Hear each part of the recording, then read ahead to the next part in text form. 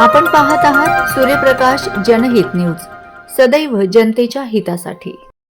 धुळे महापालिका निवडणुकीत तणाव, उमेदवारी अर्ज मागे घेण्यावर भाजप राष्ट्रवादी वाद, गोळीबारात एक जखमी।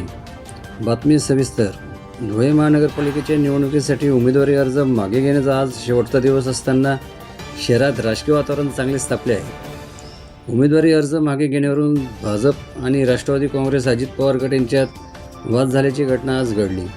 या वादाचे रूपांतर पुढे हाणामारीत झाल्याची माहिती समोर आली आहे। देवपुरातील नेहरूनगर परिसरात असलेल्या चर्च भागात हा वाद सुरू असताना अज्ञात व्यक्तीने अचानक गोळीबार केल्याची धक्कादायक माहिती मिळाली आहे। या गोळीबारात बंटी कांबळे हा जखमी झाला असून त्याच्यावर खासगी रुग्णालयात उपचार सुरू आहेत। जखमीची प्रकृती स्थिर असल्याचे सांगितले जात आहे। या घटनेमुळे धुळे शहरासह राजकीय वर्तुळात मोठी खळबळ उडाली असून परिसरात तणावाचे वातावरण निर्माण झाले आहे। घटनेची माहिती मिळताच पोलीस प्रशासन तत्काळ घटनास्थळी दाखल झाले असून परिस्थिती नियंत्रणात आणण्याचे प्रयत्न सुरू आहेत। गोळीबार करणारा अज्ञात व्यक्ती कोण आहे, तसेच या घटनेमागचे नेमके कारण काय याचा तपास पोलीस करत आहेत। सूर्यप्रकाश जनहित news, bureau report, Suresh Bagul, Dhule.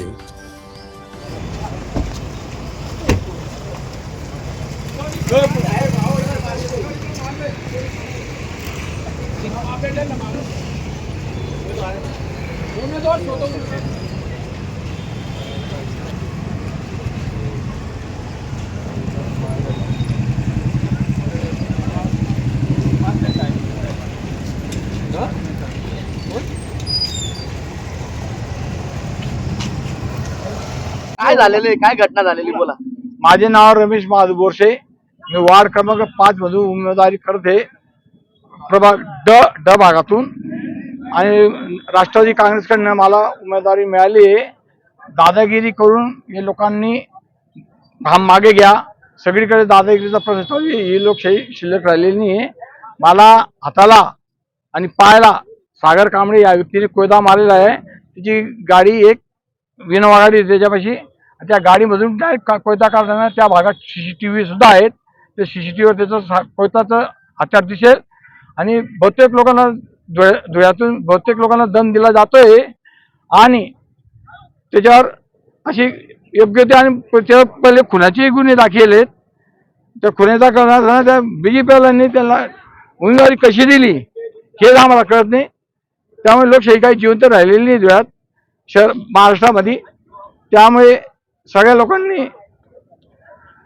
त्याच्यावरती आम्ही पोलीस स्टेशनला गुन्हा दाखल करणार आहेत। बस मी मांदे अजित पवार गटातून उमेदवारी करतोय आणि त्यासाठी अजितदादांनी उपमुख्यमंत्री माननीय उपमुख्यमंत्री मंत्र्यांनी त्या गोष्टीची दखल घ्यावी ही नम्र विनंती। आपण पाहत आहात सूर्यप्रकाश जनहित न्यूज, सदैव जनतेच्या हितासाठी।